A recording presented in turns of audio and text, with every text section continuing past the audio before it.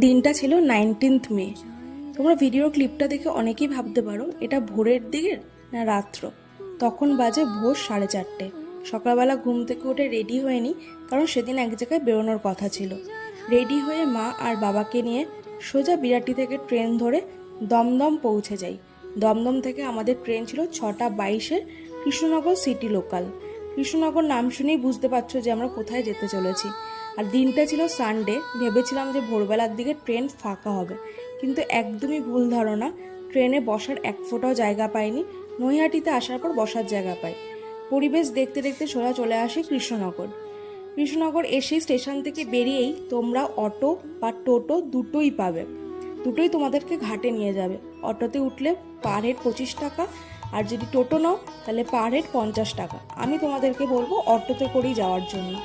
ঘাটে সোজা নামিয়ে দেবে। ঘাট থেকে পেরোলেই